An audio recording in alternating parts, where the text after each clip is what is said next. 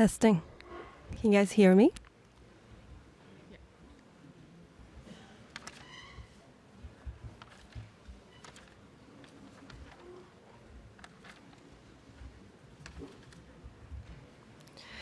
Awesome, everyone. Hello.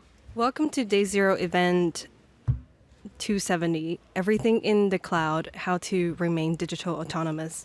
I'm your on-site moderator today. My name is Jenna Feng, Program Directors of NetMission.Asia, a youth-focused network in Asia-Pacific dedicated to engaging and empowering young people in internet governance.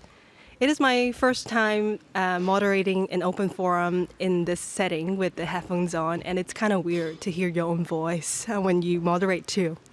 So please bear with me if I make any mistake, but welcome. I'm glad you guys decided to join today's sessions, what I'm sure will be a dynamic and important conversations, because this is a very interesting topic that interested me these days. And I believe it's the same to all of you, because you decided to attend this meeting and be with us today out of all the session. As we know, cloud computing is now the backbone of today's digital economy. We encounter it without even noticing it, from backing up your photos from our phones, using smart home devices or video doorbell, or even, you use tools like Google Docs or Zoom calls to prepare for your very IGF workshop, coordination too. So we encounter cloud services these days, even without realizing it. But as more and more of our infrastructure, services, and data move to the cloud, we are also starting to ask tougher questions, especially about who control these systems and what that means for national security, data protections, or even long-term digital resiliency. So right now, much of the world relies heavily on a few handful of major cloud provider, like mostly also US-based as well, like AWS, Microsoft, Azure, and Google Clouds. Of course, a lot of amazing work that's been done. But recently also Europe and some other regions starting to have their different concerns about their strategic dependency on cloud usage. And in Asia, we are seeing a more mixed pictures, with some countries also turning to regional providers like Alibaba or Tencent, which they are mostly Chinese company. But only, a few countries manage to build a robust, strong domestic clouds ecosystems to encounter the emergent and ever-changing environment that we are in today. So now, to set stage for today's discussions, I don't know if you guys get a chance to read the titles again and again, because to me it is very complicated, and it's a concept that we have to unpack before we can, construct a conversation that's meaningful for us, where we can bring this topic back to our own country for further discussion. So I would like to briefly surface a few concepts before I start introducing our speaker today, which they will help us to get through all those questions we have. Terms like data residency, we might have heard before, where people talked about data stored or processed physically within certain national borders. And later on, people also talked about data sovereignties, which elevate the concept into legal realm. Signifies like data is not only physically be within a country, but also subject to certain countries' laws and regulations. And ultimately, the aspirations in this domain is our topic today, digital autonomy. And so we want to explore this bigger picture together.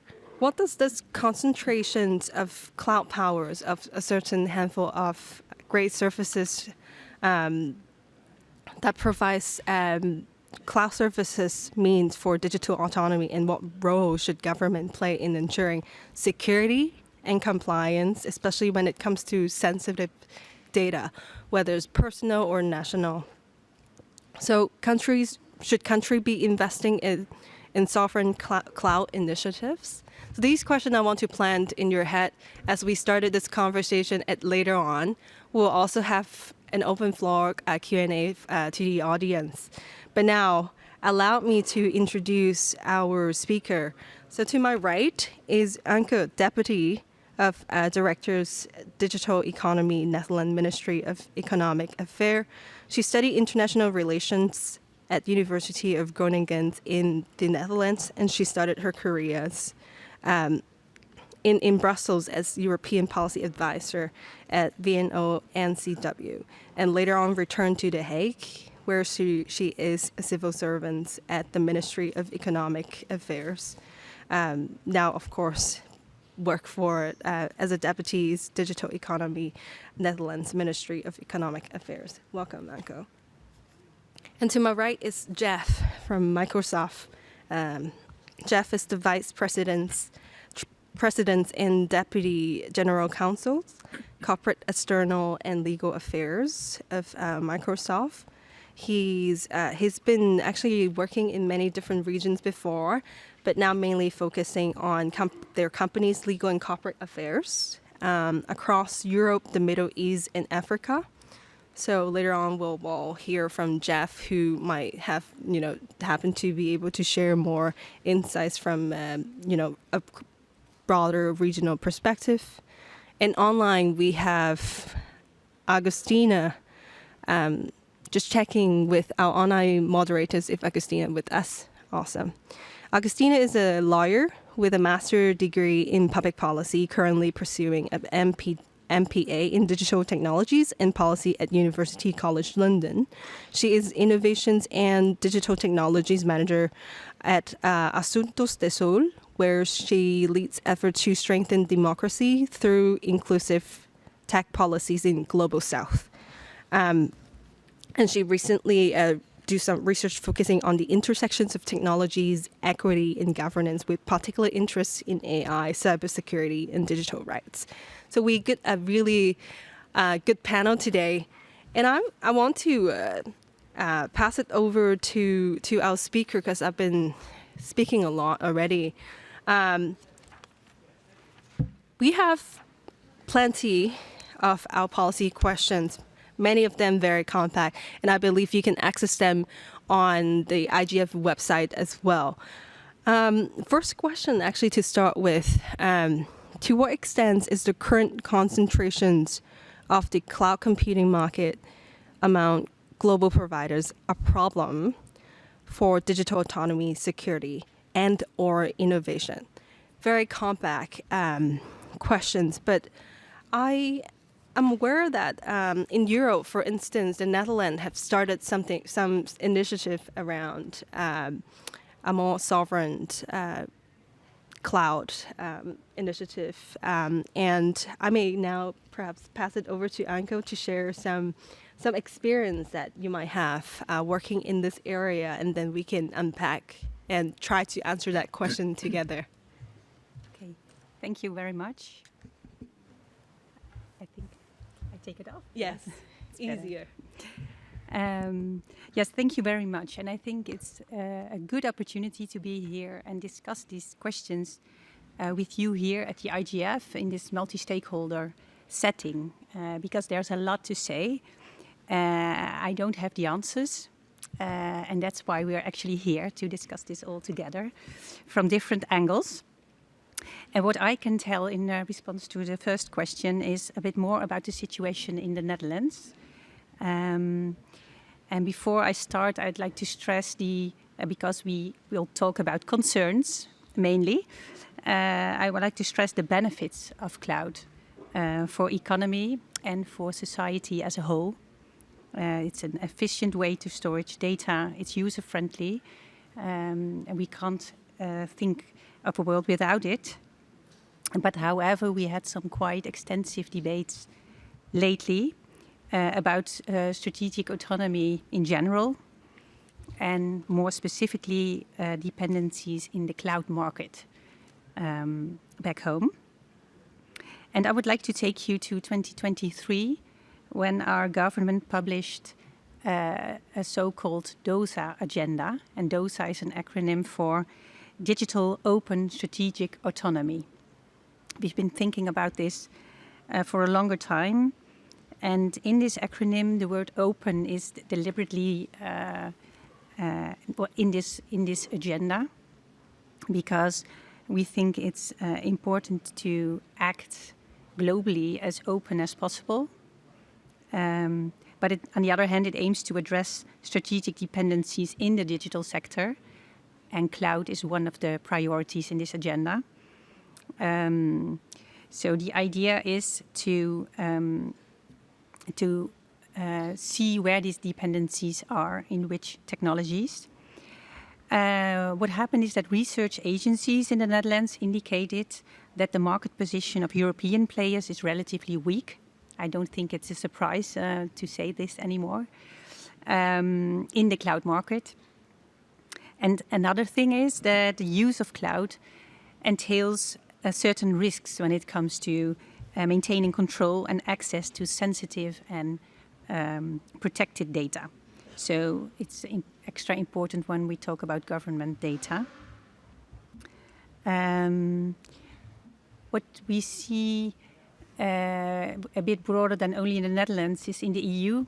Of course, we are part of the EU, and the EU has taken important legislative steps to protect and to mitigate the risks.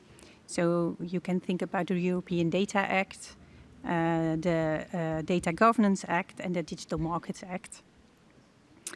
But on the other hand, it also started more to promote and to invest in projects in cloud and data infrastructure.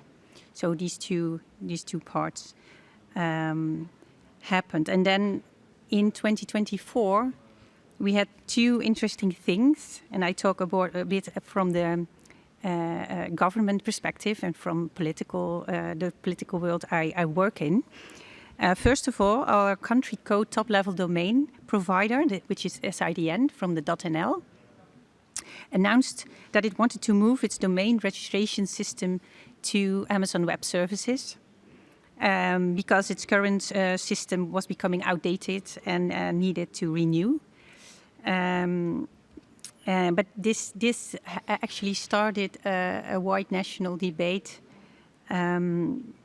because people thought even technically advanced organizations as SIDN are not able to run certain systems in a European cloud party. So our minister was asked to investigate this case, and that's what we did. And secondly, two members of Dutch Parliament presented a draft bill with the catchy title "Clouds on the Horizon." They expressed their concern regarding the dependency of the Dutch society and the Dutch government on big US cloud providers. So this bill was drafted, and I think it's good to mention here as well that was also kind of a multi-stakeholder way of organizing this, because it was a group of stakeholders who drafted this together with those members of parliament from the technical community, civil society, academia, and from business community. And we see that the change of the geopolitical landscape led to a revised cloud policy when it comes specifically to a government use of government data in the cloud. So what we would like to say is that when I come back to the first agenda that I mentioned, so this DOSA agenda, digital open strategic autonomy, we say open to the outside world where possible and protective when necessary. So that's how we look at it right now. Thank you. Thank you, Anke, for sharing. Better to take it off, really. Yeah. Thank you, Anke, for sharing the perspective from the Netherlands government. Now, actually, would like to turn the same questions over to Jeff. Slightly different, because like I said, this is like a really compact situations, and also, as Anke mentioned earlier, it is concern and risk many of the time about how to control the data and I saw you took a lot of notes, and you probably have some insights. But I want to add a little bit of the context on top of the questions. Is in these days, especially with AI being so proliferating, and it is growing every single day. Without us being able to like predict how exactly it is going. And many sees that as like amplifying some global concerns, especially around this topic. I wonder if you could speak to how, such a big cloud service provider like Microsoft, in this situation, what's their roles and responsibilities as someone, especially not only businesses, but some of the governments also rely on your system, because one of the examples is Canadian government use your system. So I would like to turn it over to you. Well, thank you, Jenna, for the introduction and for the chance to be here as well. Thanks to people in the room and those joining online for what I think is really a very timely conversation, a very important conversation, and grateful to be sharing the platform here with Anke and Augustina as well online. I'd say a few things in response to that question, Jenna, perhaps building a bit on what Anke said as well. And the first is to acknowledge very clearly that the concerns that we are hearing about today are very natural and understandable and appropriate, frankly. And I think it's just very important to state that very directly. I would say that in many respects, the concerns that we hear about around data privacy, data security, data and digital sovereignty are not new concerns. In many respects, I think these concerns have been with us for a long time. I mean, we can think back even to over 10 years ago when Edward Snowden first fled the U.S. with 4 laptops and went to Hong Kong initially and then on to Russia. And at that time, trust became an issue, and trust in technology, frankly speaking, became an issue. And I think that we're seeing some of those concerns around trust surface again in a very clear way. And so while I would say that the concerns are not perhaps new around, again, sovereignty, autonomy, and the like, they are, I think, more pronounced, perhaps, and more frequent in terms of how they come up in our own conversations, given what is, after all, a relatively volatile geopolitical environment. And so that certainly does cause us as a company, as a major provider of services, to think hard about what we need to do to maintain trust. And trust really is the critical element here. And I had the privilege, by the way, Anke, of living in your great country for 5 years. And I learned at that time that a famous Dutch statesman in the 18th century once said that trust arrives on foot and leaves on horseback, which I think is absolutely true when it was said, and certainly true now. And so we think about the fact that people will simply not use technology they don't trust, and that guides everything that we do. And so I would say that as a company, we have a high degree of responsibility to think about these issues in the right way. In relation to AI, as you say, Jenna, this is the era of AI after all. I mean, it is here. It's not new either, by the way, but it certainly is having a profound impact on every aspect of society in really very exciting ways. But again, the trust issue certainly looms large. It was 8 years ago, in fact, that Microsoft as a company decided to articulate a set of responsible AI principles that were at that time designed to govern our own conduct and make sure that as we develop and deploy AI systems, we would do so in a way that reflects privacy and security, safety and reliability, fairness, inclusiveness, ultimately transparency and accountability. But equally, we're just one company in one sector, and we don't make the rules. And so while we have our own approach to what I might describe as self-regulation, ultimately it's up to governments to make the rules and for companies like ours to follow them. So in light of the most recent, dynamics we're seeing geopolitically, we've taken some additional steps as well that perhaps get to some of the questions that Anke, I think, so effectively articulated. This is a global audience in the room and a global audience, to be sure, online. But since we're here in Europe, I would just emphasize as a reference point that we just about a month and a half ago articulated a set of European digital commitments that are very much designed, again, to get to the issues that I think are top of mind. One element of that really is making sure that we have a cloud and AI ecosystem that is broad and diverse. And we have our own infrastructure investments we make across Europe, obviously quite a lot of investment in Netherlands for sure, but elsewhere across Europe. In fact, we've committed to increase capacity over the next couple of years in Europe by 40%, which means that over a 5-year period between 2023 and 2023 and 2027, we will double our capacity in infrastructure for hyperscale cloud services and AI services across Europe, with over 200 data centers in 16 different countries. These are investments that for us reflect an appreciation of the interdependence of what we are doing together with our European partners and allies. These are data centers that are not built on wheels. They are governed by the laws of the European countries in which we operate, just as the infrastructure we have elsewhere in the world is governed by local laws, and we're not at all confused about that. Another element we've focused on with our new digital European commitments is this importance of maintaining digital resiliency, I'll say, in this era of geopolitical volatility. And so, for instance, we've committed in this context to push back, including with litigation, in the event that there might be any order from any government anywhere in the world for us to seize or suspend cloud services. And that's something that we think is especially important in today's current environment. A third element we have in our European digital commitments is really focus on making sure we're doing everything we can do to continue protecting and defending the privacy of European data. And in that connection, we actually have invested over some years now in an EU data boundary for the Microsoft Cloud that allows us to commit to our customers that their data is stored and processed within the European Union and EFTA countries as well. And we've taken also additional steps, too, in relation to sovereign controls to make sure that we are being responsive to the sorts of things we're hearing from customers, from partners, and from government stakeholders as well.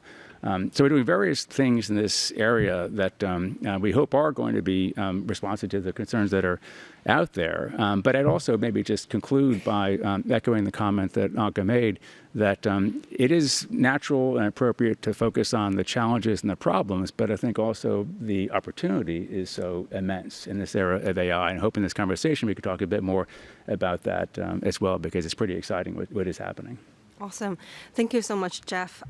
So far right now, we can hear some keywords coming up in the context of thinking, the current concentrations of cloud computing markets. We can hear that there's legitimate concerns around control of data, but at the same time around, trust in this kind of services and the service provider as well. Before I turn it over to Agustina to add a little bit, I also want to bring up the second question because of Agustina's background in that, and we can slowly easing into that part as well, because we talk a lot about dependencies on this dominant cloud providers, and based on the topics around trust and legitimate concerns around controls of sensitive data, I wonder if Agustina can shed some light on how the situations are like in Global South, and there's it's probable that some other regions are using different kinds of service providers, not necessarily just U.S.-based, but perhaps Agustina can speak to more about the situations. Second part of my transition right here is earlier Jeff mentioned about transparency and accountabilities, and that is also something that comes up a lot when different stakeholders bring up this very topic. And so leading us to question 2, if we have to explore some shared approach that government, private sectors, civil society to manage, strategic and regulatory and operational risks, like some of the ones that we just mentioned, and to hold service provider, now very prominent private cloud services like the U.S.-based companies, but there's other chances that different kinds of organizations or initiative will emerge. What are these kind of shared approach that we would want to take so that we are not losing the benefit of this kind of cloud service providing us, because with the structure we have nowadays, we are enjoying the cloud efficiency essentially, and also scaling globally. This is also something we're enjoying. But if we want to hold them accountable, what are some shared approaches that different stakeholders could take? So now I would like to turn it over to Agustina, and I'm so sorry if I make it overly complicated by, putting the two questions together, but I hope that you can give us some context from the perspective of Global South that will be very interesting to our audience today. Agustina, over to you. Yes, thank you so much, Jenna. I will try to comprise everything. I'll start with some key points that basically are some common threads. Some were already covered both by Anka and by Jeff, and I think they just light up the main discussions we have towards service providers.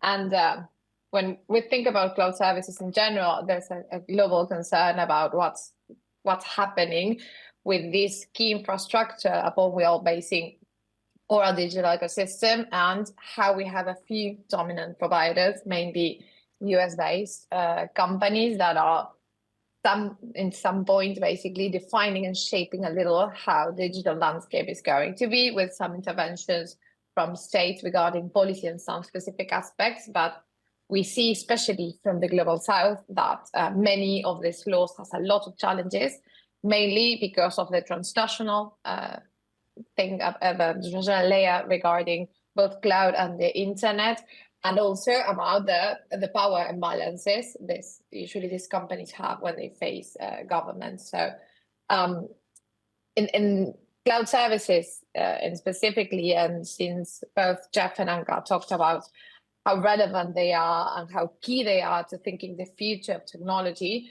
this problematization is not about a think of matter of market shares on how it should be distributed among providers. It basically is how we are seeing who is taking decisions on the digital foundation of our societies.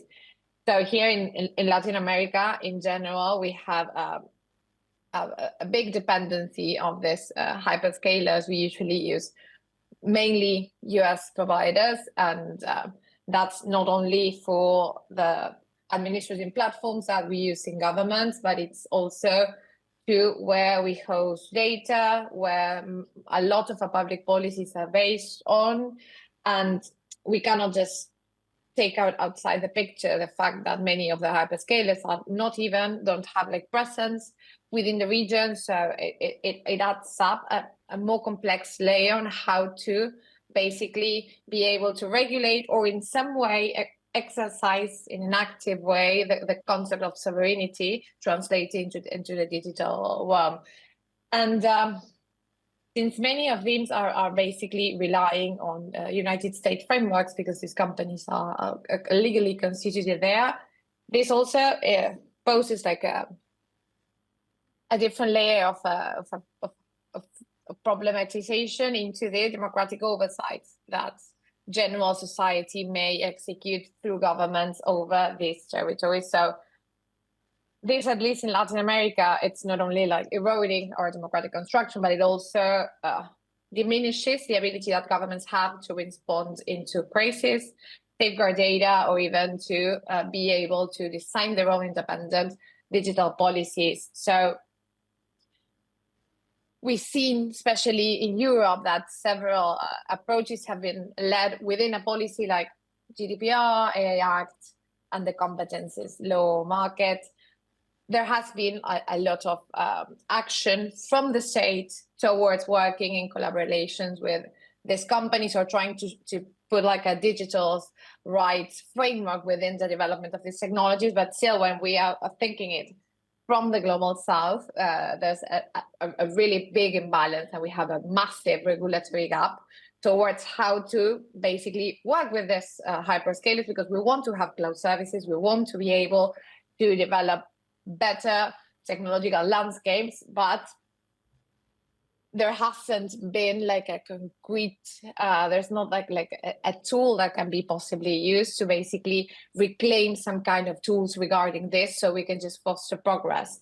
So I'm not going to get in depth in the problematic aspects. I think that probably a lot of our audience and people present there at IGF are quite aware what's the problem with these big tech companies in general and how they affect not only markets, but also political sovereign decisions from governments.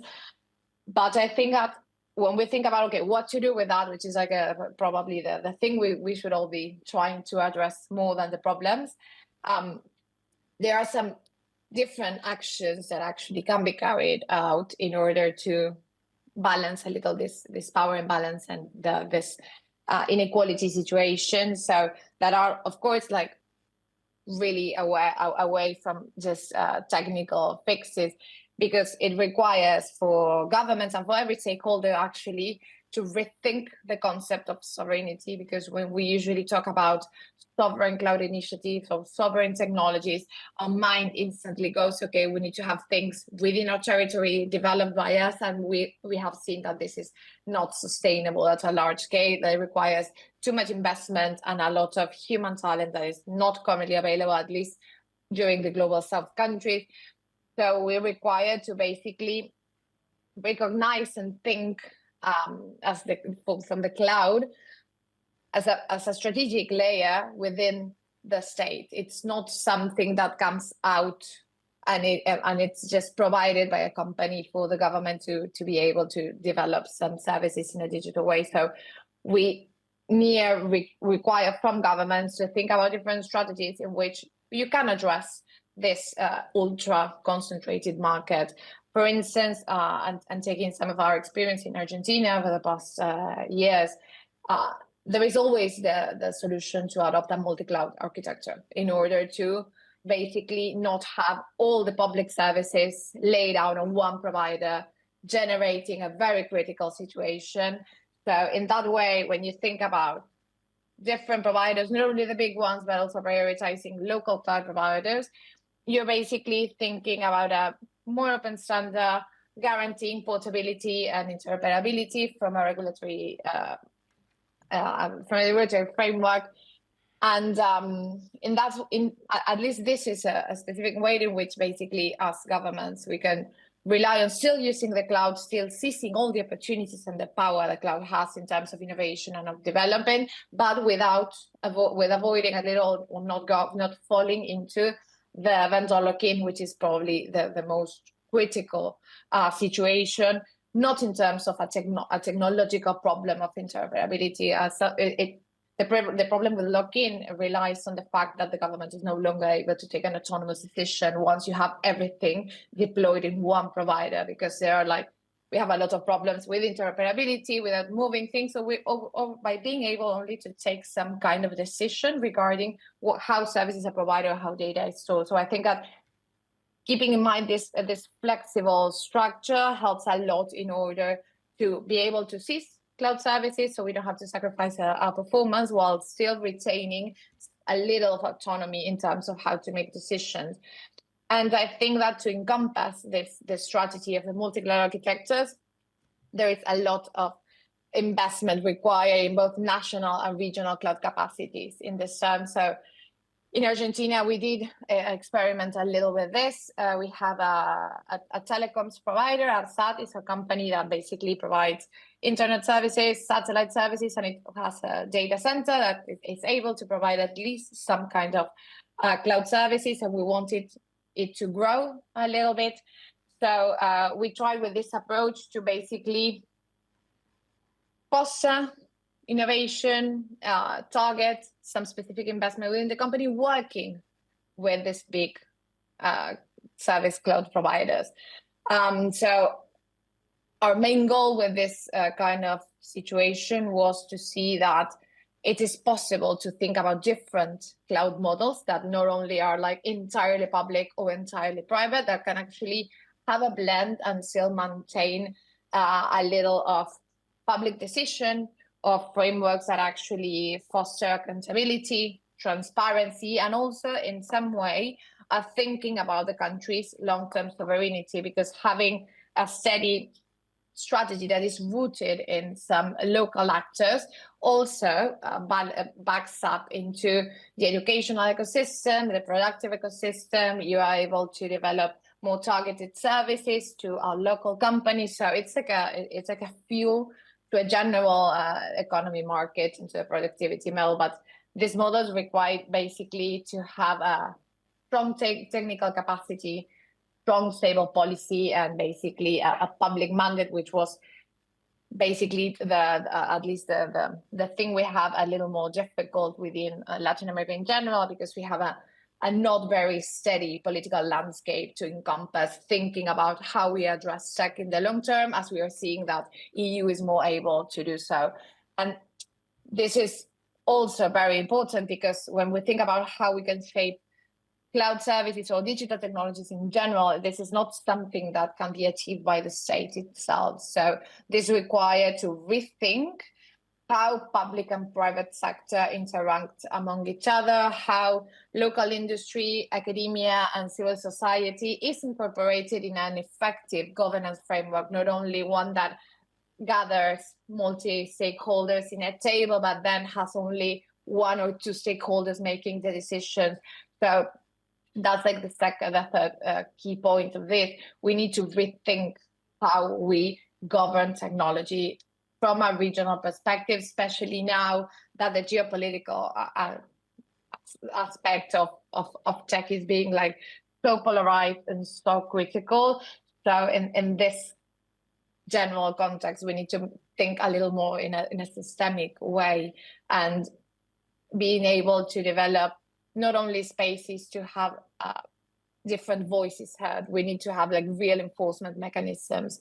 And to finish on this about what actions can we actually take, I think our public procurement is a major lever here. So the decisions that are taken by government should take all these problems and these aspects into consideration. So we, as governments, we should be including in every public procurement contract things as data localization, as having open standards, as having a more transparent governance, because those are the key aspects that governments actually can tweak a little in order to have some kind of impact in a landscape that it's so big that they are not able to cover. So this is, at least especially in our region, with the power imbalances we usually face, I think that these are like part of the key things that we can actually do that are doable and are achievable. And in that way, in an indirect way, at least help a little into targeting technical independence. Because I think that the key thing with cloud services that are like, as the internet was at one point, they are the layer of every aspect of the digital ecosystem. We need to be able to permeate into that ecosystem our values of justice, of inclusion, and now more than ever, of having a collective control of what's happening there. Because that's why we kind of need to have solid infrastructures. But when we're talking about infrastructures, it's not just about thinking how efficient they are, how to make them more resilient or more secure, but we need to have a really social and democratic governance mechanism towards these infrastructures, because they are in some way becoming like a public good. So I think that this is at least one of the key issues on how we understand the cloud. What's the layers, what's the names we're going to put on them, to see what are the most effective policies and how to get basically all stakeholders engaged. Otherwise, this is always a discussion that seems to be reliant to engineers and to technicals, because the cloud is like that infrastructure that only concerns for the technical community. Whilst, as we're thinking, as you were saying, Jenna, now with AI and everything, cloud is being like the spine of all the digital ecosystem. So I think that's why we need to have a more socio-technical approach even to this, on to start thinking how we want to govern it. Awesome. Agustina, this is perfect timing, because I was about to stop you as well, because you bring up some really key important topics into the conversations, because like you bring up about the conversation about like democracy as well. But coming back to the original questions that we start with, I think some of the really key principle as we try to think of some effective policies to deal with the situations or share approach to counter our dependency on this very concentrated cloud services that we're relying on these days. Is some of the things countries been doing in Latin America, for instance, is to, for instance, diversify their ecosystems, and interoperability is also something that's important. Perhaps the audience also have their own view, depends on what you subscribe to, and I would love to hear what you think it's important for us to be a shared approach as you bring back the insights you get from this panel today back to your own role, whether you are a policymaker or just someone working in NGO, or whether you're a student or not, because this is like a conversation where we need to have more stakeholder, but not so much only the government having control or the companies who providing the services. So I guess like that's one thing later on as we open the queue, we can continue and further the conversation right there. But one thing I really want to for us to continue and dive deeper is about the part about more diverse and perhaps secure, as well as locally accountable cloud ecosystem as well, because based on some examples that Agustina shared with us, looks like these are some of the not only proposal, but some of the actions done by some countries or community out there. And so I wonder, as we are moving on with our conversations, what are some of the mix of, perhaps market-driven innovations, regulatory oversights, and potential public interests will be most effective in supporting this kind of development and, make the cloud ecosystem more diverse, secure, and locally accountable. Of course, we have people from private sectors and government in person with us, and we might have very different view. And perhaps we can merge a little bit with our last question as well, because now with the development of a conversation right here, I think our speaker right here also took some notes, which we can kind of consolidate so we can open the queue sooner and answer those questions too. Of course, I want to explore, what's the mix of different strategies like market-driven innovations, regulatory oversight, and potential public investment could be effective in supporting the development of more diverse, secure, and locally accountable cloud ecosystem. And, what the role should governments, industry, or different stakeholders in the room play in fostering domestic cloud innovation through whichever methodologies. I don't want to make suggestions here to limit your thoughts. And so maybe I'll pass it over to you, Anke, and then later on to Jeff, and see what's insight you guys can put it out here before we go into Q&A. Yes, thank you very much. And I think that those are a lot of questions at the same time. I think we could talk about this for days, maybe. So, but I'm trying to keep it short because I think it's also important to hear more from you, or for the people to have some time for Q&As in this hour as well. When we talk about the role of governments, what we saw and what are three keywords that I would like to express here, and those are protect, promote, and partnership. So these three words are also at the core of the DOSA agenda I talked about before. Protect is about the legislation, and it's not only about protecting users, but also to protect market parties, to create a level playing field. To promote is to stimulate innovation and the entry of new cloud providers, and to create scale. And it's only possible by partnership. As Agustina also said, it's not only governments, of course. It's a partnership of businesses, governments, and also academia who can work together. This cooperation, I think, is very important. And in Europe, we have this example of Gaia X, where this consortium of 100 companies who work together.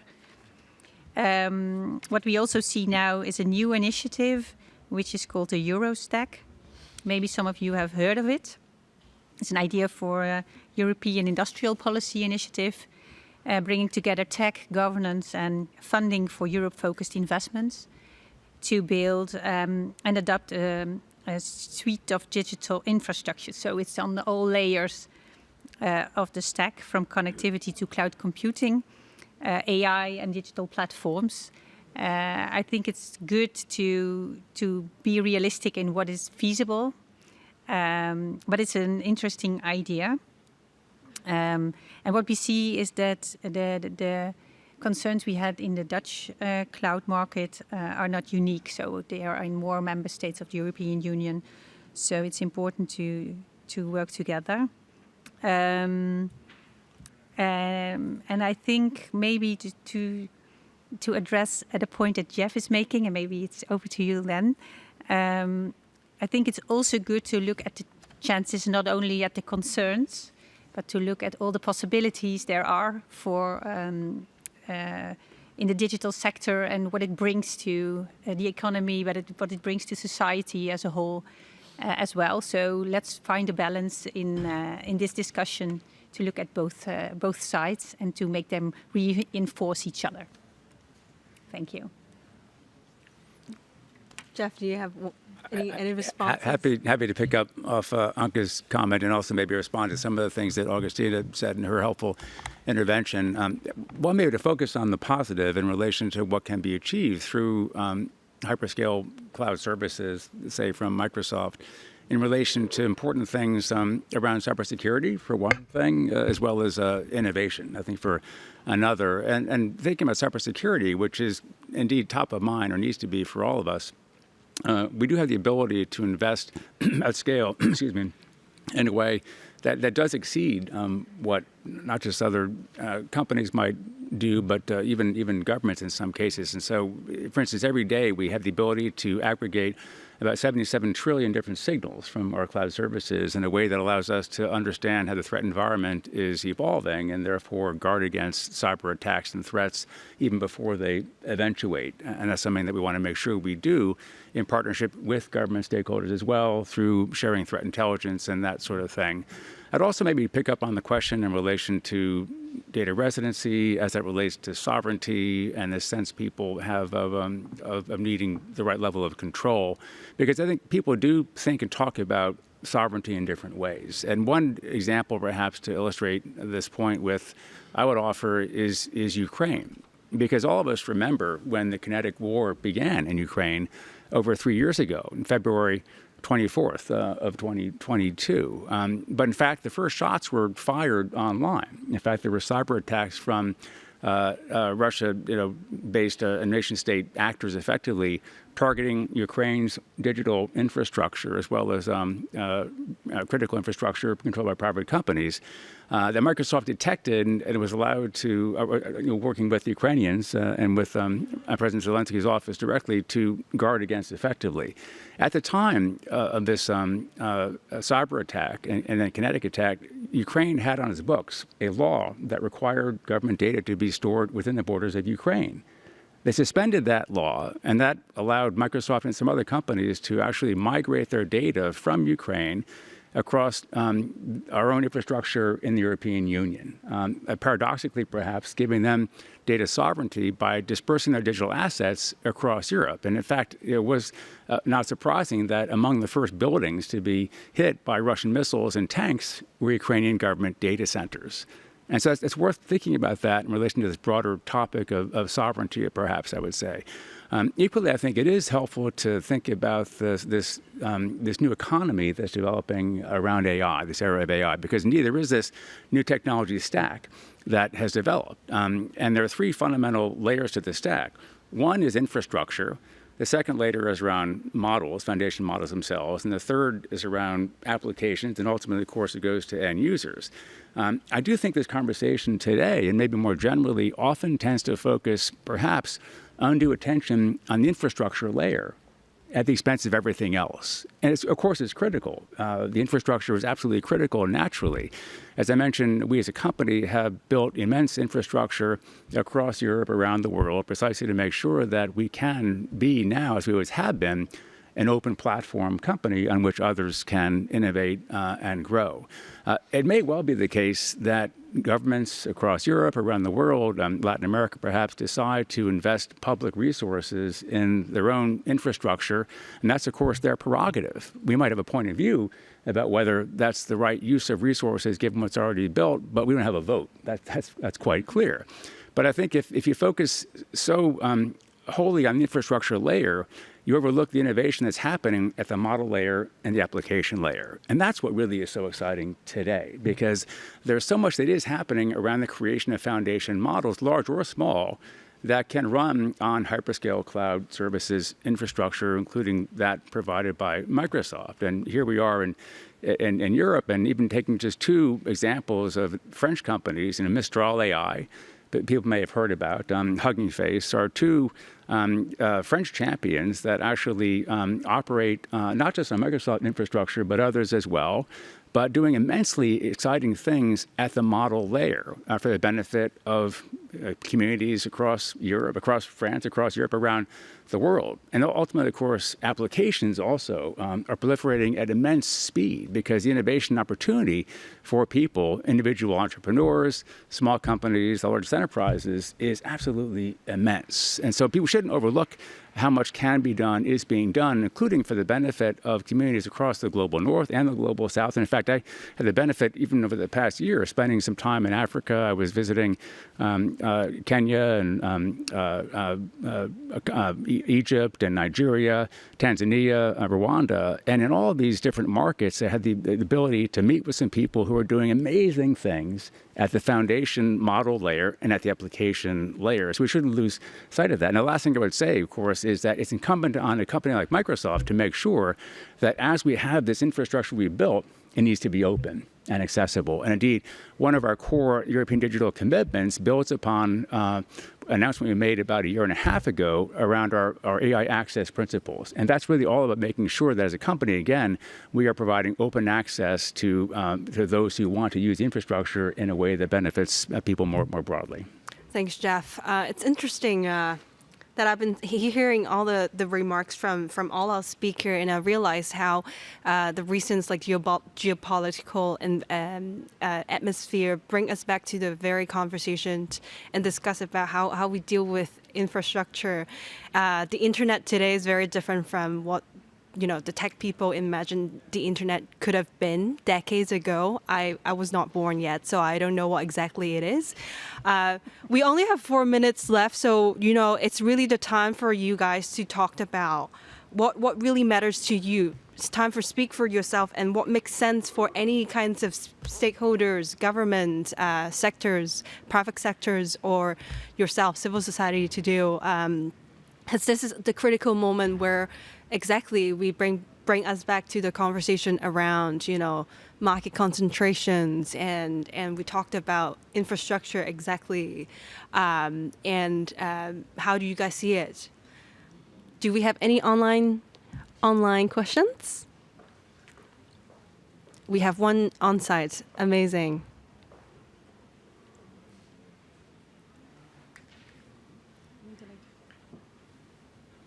Test. Yeah, you guys can hear me? Sorry, it's so confusing when you can't hear yourself. So thank you so much for the wide-ranging conversation. My name is Corinne Kat. I am the head of Team Digital at Human Rights NGO Article 19, and also a recovering postdoc who wrote their work on the political economy of cloud. And the question that I had, especially for Jeff Bullwinkle, was around the notion of the sovereign cloud, which I know has come up quite often, and I'm in that sense quite tied into the debates in the Netherlands, which is where I'm originally from and was part of the I guess the group of people who vocally pushed back and saw some real dangers with, especially the Dutch government, moving to a cloud that we don't fully control. And I was wondering if you could give your assessment of where the debate stands now, as I've obviously read European commitments, but it's still unclear to me how that would preclude Microsoft from being beholden to the Cloud Act, the US Cloud Act. And I was wondering what you could say and what further information you could give about that. Thank you. Well, thanks for the question. And again, I think this concern about sovereignty, autonomy, as I mentioned, really is not new, but it is pronounced. And it's coming up in a more, I think, focused way, given the again, somewhat volatile geopolitics of it. We have for a long time been focused on trying to build a public cloud that is sovereign by design, effectively. And we actually enhanced that recently with an announcement that was made just last week. In fact, in your home country, your country of origin, when our CEO, Satya Nadella, was in Amsterdam for a major event, and he gave a talk in which he announced a new approach to sovereign cloud in Europe in the context of these broader European digital commitments that I mentioned earlier. And he described a couple of different approaches. One, a sovereign public cloud, which has various elements of control to it. And secondly, a sovereign private cloud, which is designed really for customers, and perhaps it could be the Dutch government as one such customer that has a particular set of needs that are very specialized, where you want to have absolute autarky, autonomy, disconnectedness, separate and apart from the global internet. That's certainly something we can provide as well, and have announced as part of this broader effort around sovereignty.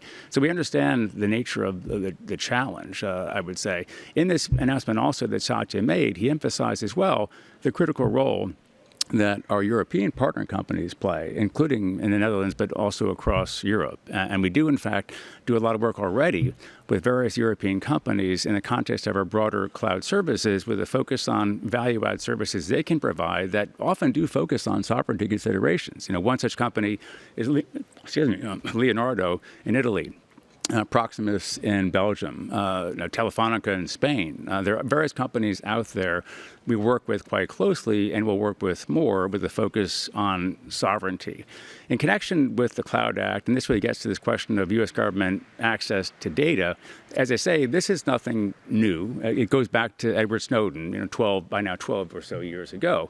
There are lots of things that we have done as a company to make sure that we guard against the risk of intrusive access to data that really it belongs to our European customers first and foremost. And so Microsoft's view is now, always has been, that first of all, it is our customers' data, not our data. And so as and when we have a request for access, we actually committed some years ago already to defend against that access request for data, up to and including litigation with the U.S. government, even in the Supreme Court. And we actually have a strong track record of doing just that. And the last point I guess I would make as well is that in the context of cloud services today, most European companies in this space also themselves have global aspirations. And therefore also, much like Microsoft or another U.S. headquartered company, will be susceptible to jurisdiction in the same sort of way. And so I think the question really for all of us is, what kinds of steps can a company with global aspirations take that will be effective? But make no mistake, we are very mindful of the fact that as a company, we are investing in Europe, for Europe, with our European customers and partners and government stakeholders in mind, and in a way that will protect their data against improper access. And that, by the way, goes also for our services around the world, I would say. Awesome. Since we are over time, I will intentionally not allow our speaker to do any remarks, because on this very topic, digital autonomy, it is a topic that we should ask to every single one of you who are in there, because you can see, today on this panel we have prominent voices from the government, from the private sectors, but at the end of the day, it's also related to the people, and each and every one of us are the one who should answer those questions. And on this very topic, it's hard for us to leave the terms sovereignty, and it is a slippery slope sometimes. So how should we approach it? What makes sense to you, and what should we do? perhaps that's something and a question that you can bring home and continue the conversation elsewhere. I think that concludes our conversation here today. Thank you so much for being with us.